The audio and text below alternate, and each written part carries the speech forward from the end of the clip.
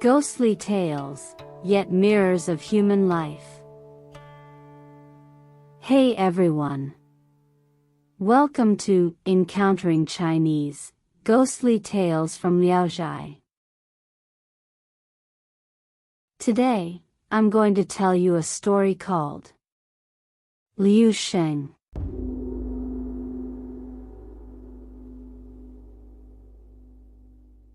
Sheng was a descendant of an influential official family in Shuntian Prefecture and a longtime friend of Sheng. Sheng had once been mentored by a master of mystical arts and was highly skilled in face reading. He once told Sheng, "You are destined never to become an official. If you want wealth and prosperity, you must find another path. However, your wife has a misfortunate fate and likely won't be able to accompany you in building a successful future." Not long after, Sheng's wife passed away, leaving the Zhou household cold and desolate. Feeling lost and lonely, Sheng grew anxious and decided to seek Sheng's help again, hoping for a glimpse into his future marriage. Early one morning, Sheng went to Sheng's residence and waited for a long time, but Sheng was nowhere to be seen. After repeatedly calling out for his friend, Sheng finally emerged from the inner room, a mysterious smile playing on his lips. "I've been searching for a suitable match for you every day," Sheng said. "Today, I finally found one. Just now, I performed a ritual inside and asked the old man under the moon to bind your fates with red string." Sheng's heart lit up with joy, and he eagerly asked, "What kind of woman is she?" Sheng pointed outside the door and asked, "Did you see someone carrying a sack and leaving just now?" Sheng thought for a moment and replied, "Yes, he was dressed in ragged clothes, looked like a beggar." Sheng nodded knowingly and said, "That man is your future father-in-law. You should treat him with respect." Sheng froze in shock, then flew into a rage. "We've been friends for years, and I trusted you with something as personal as my marriage. How could you mock me like this? Even if my luck is bad, I'm still from a noble family. How could I possibly marry into such a lowly household?" Unfazed, Sheng replied calmly, "You're mistaken. Even a cow with a mottled coat can give birth to a pure-colored calf. A lowly father doesn't mean the daughter cannot be noble. What's so strange about that?" Sheng still didn't believe Sheng and couldn't help but ask, "Have you even seen his daughter?" Sheng shook his head. "Never. I don't know the man personally, I only just learned his name." Sheng chuckled. "You don't even know the mottled cow, so how can you be so sure what the calf looks like?" Sheng replied calmly, "I'm not guessing at random. I divined it. Though the man looks fierce and shabby, fate has blessed him with a daughter of great fortune. But if marrying her feels too forced, disaster may follow. Allow me to consult the old man under the moon again." Despite Sheng's earnest explanation, Sheng remained skeptical. After returning home, he sought marriage matches through various matchmakers, but none succeeded. One day, Sheng showed up unexpectedly, a mysterious glint in his eye. "A guest is coming soon," he announced. "I sent him an invitation on your behalf." Sheng frowned, Who is it? You'll find out soon enough, Liu Sheng replied. For now, go prepare some food. Though still puzzled, Zhou Sheng followed Liu Sheng's instructions and began cooking. Before long, the guest arrived, a rough-looking soldier named Fu. Seeing the visitor, Zhou Sheng couldn't hide his displeasure, though he tried to be polite. Liu Sheng, however, treated the soldier with great respect. As the table filled with food, some of it rather coarse, Liu Sheng rose and smiled warmly at the soldier. Young Master Zhou has admired you for a long time and often asked me to pay his respects on his behalf. I only recently had the pleasure of meeting you myself. Hearing that you'll soon march off to war, we hurriedly invited you over today. It's a bit last minute, but our sincerity is genuine. Despite the hospitality, Soldier Fu seemed restless, worried about his sick horse, which he feared could no longer be ridden. Liu Sheng lowered his head in deep thought and earnestly offered suggestions to help, showing sincere concern. After the meal, the guests departed. Liu Sheng turned to Zhou Sheng with a stern expression. Connections like his are worth more than gold. How could you be so dismissive? With that, Liu Sheng borrowed Zhou Sheng's horse, rode after the soldier, and, pretending it was Zhou Sheng's idea, gifted the horse to him. When Zhou Sheng found out, he fumed with resentment but could do nothing. Frustrated yet powerless, he swallowed his anger in silence. After the new year, Zhou Sheng decided to go to Jiangxi to work as a staff member in the office of the Inspector General. Before leaving, he once again went to Liu Sheng for a divination. Liu Sheng smiled and said, "This journey will bring great fortune." Zhou Sheng responded with a grin. "I don't have high hopes, just enough income and perhaps a good wife. I hope your previous predictions won't come true." "Is that possible?" Liu Sheng smiled and assured him, "Everything will unfold as you wish." However, when Zhou Sheng arrived in Jiangxi, he found himself caught in the midst of chaos as bandits wreaked havoc and the situation was unstable. 3 years passed, and he was unable to return home. Only when the turmoil began to subside did he finally choose a day to head back. But along the way, he encountered another bandit group. The bandits captured 7 or 8 people, robbed them of their belongings, but took only Zhou Sheng back to their hideout. The bandit leader sized him up and asked, "What's your family background?" "I have a daughter, and I intend to marry her to you." "You cannot refuse." Zhou Sheng fell silent. The bandit leader, seeing his hesitation, grew angry and immediately ordered that Zhou Sheng's head be chopped off. Terrified, Zhou Sheng thought to himself, "If I refuse now, I'll surely lose my life. I should agree for now and find an opportunity to escape later." So, carefully, he said, "The reason for my hesitation is that I'm just a weak scholar and cannot join your battles. I would be a burden to my father-in-law. If I could leave with my wife, I would be most grateful." The bandit leader pondered for a moment, then nodded in agreement. "In that case, I am also worried that my daughter might be a burden to me. Since you have made such a suggestion, I certainly won't oppose it." The bandit leader led Zhou Sheng into a room and asked his daughter to prepare herself to meet him.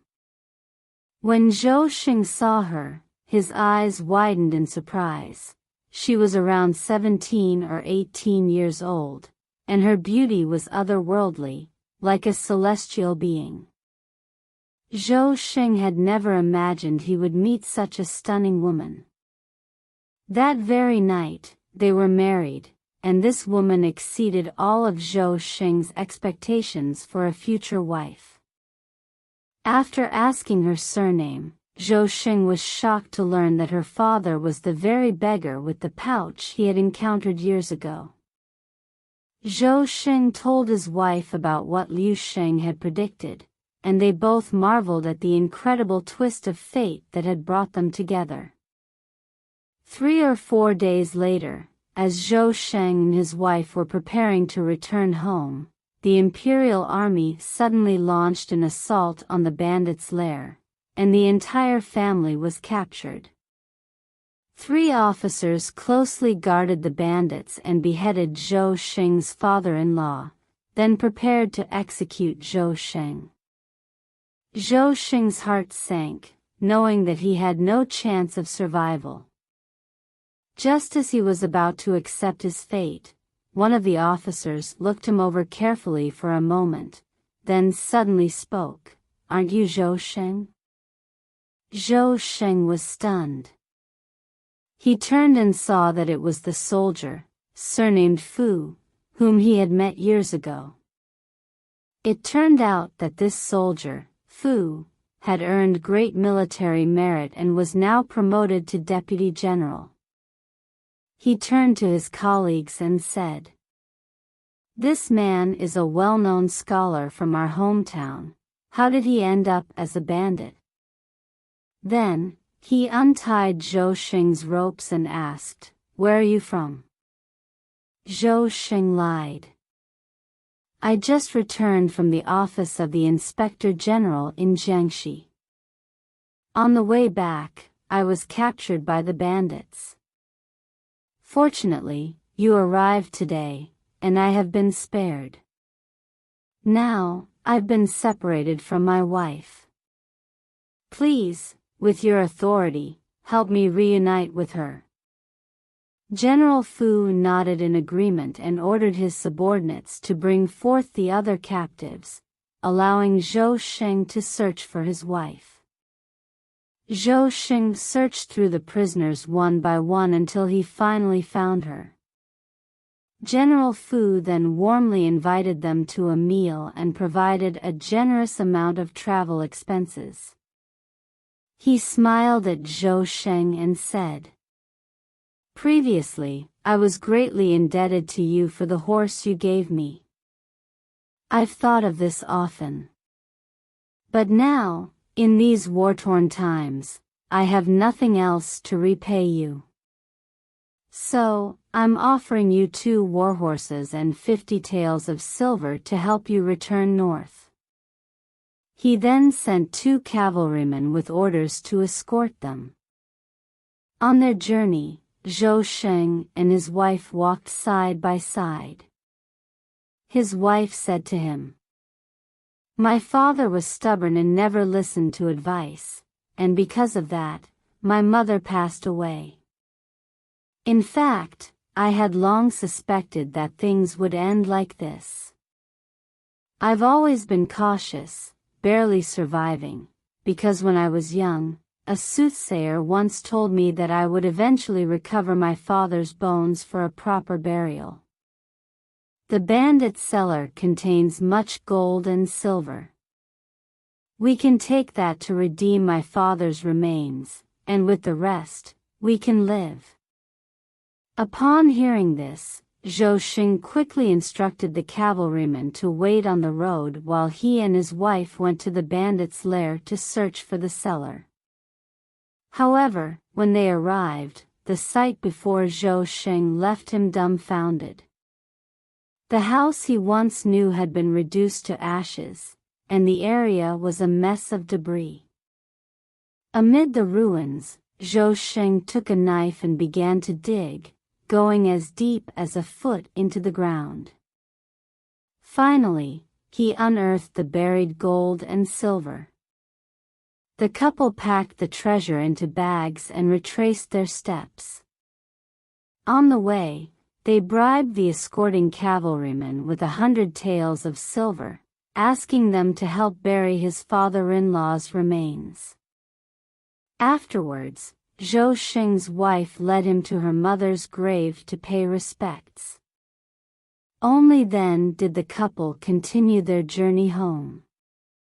When they reached the borders of Zhili, they once again expressed their gratitude to the cavalrymen and allowed them to return. Zhou Sheng had been away for many years, and the servants at his home had presumed him dead. They had secretly seized his property, grains, cloth, and tools, leaving almost everything gone, except for the house. When they heard that Zhou Sheng had returned, they were terrified and fled in the middle of the night. Only an elderly woman, a young maid, and an old servant remained in the house. Having narrowly escaped death, Zhou Sheng no longer wished to pursue past grievances and silently accepted the situation. Soon after, Zhou Sheng went to visit Liu Sheng, only to find that he had disappeared without a trace. Meanwhile, Zhou Sheng's wife took charge of managing their household, and her abilities far surpassed those of most men. She also selected honest and hard-working individuals, providing them with capital to run businesses, while the couple took half of the profits. Whenever Zhou Sheng and the merchant sat beneath the eaves to settle accounts, his wife would listen from behind the curtain. If even a single bead on the abacus was moved incorrectly, she would immediately point it out. No one dared to deceive her, and she kept the inner workings of their business running smoothly. A few years later, Zhou Sheng's business grew larger and larger, with over 100 merchants partnering with the Zhou family. Their family fortune increased from a few thousand taels of silver to several 100,000 taels. He decided to relocate the graves of his father-in-law and mother-in-law, burying them with great respect and lavish ceremony to fulfill his filial duty. At the end of the story, the author adds a commentary. He says, "If one could bribe the old man under the moon to help fulfill a romantic destiny, then people would regard marriage brokers and market middlemen as the same, which would hardly be anything surprising. Moreover, can thieves really produce such an outstanding daughter? Some say that tall pines and cypresses cannot grow on a small hill, but in my opinion, this is the notion of those who are narrow-minded and vulgar. If there is prejudice even against women and girls, how could they possibly judge the wise men of the world?" In the story, the old man under the moon, or Yu-Lao, is referred to as a deity in Chinese folklore who oversees marriages. He is often depicted as a kindly old man with white hair and a long white beard, holding a red string and a book. The red string symbolizes marriage destiny, and legend has it that he uses this red string to bind couples who are destined to be together, no matter how far apart they may be, ensuring they will eventually unite. This is known as Yu-Lao's red thread of fate. The story of Yu-Lao first appeared in the Tang dynasty's Xiao Guai Lu. It is said that Yu-Lao records the marriage destinies of people under the moonlight at night, which is why he is called the old man under the moon. His duties are fair, and he does not let wealth, status, or any other worldly conditions affect people's marriages. Therefore, Many people pray to him for a good marriage when they are having difficulty finding a partner. In Chinese culture, Yu-Lao symbolizes a happy marriage and the idea of a predestined relationship. He is seen as the guardian god of joy and love. During wedding ceremonies and the Qixi festival, people often make offerings to him, expressing their hopes for a blissful marriage. Alright. That's all for today's ghostly tale. Liu Sheng. If you enjoyed it, please give it a thumbs up and subscribe. Please also encourage everyone to comment and share more. We'll see you in the next episode.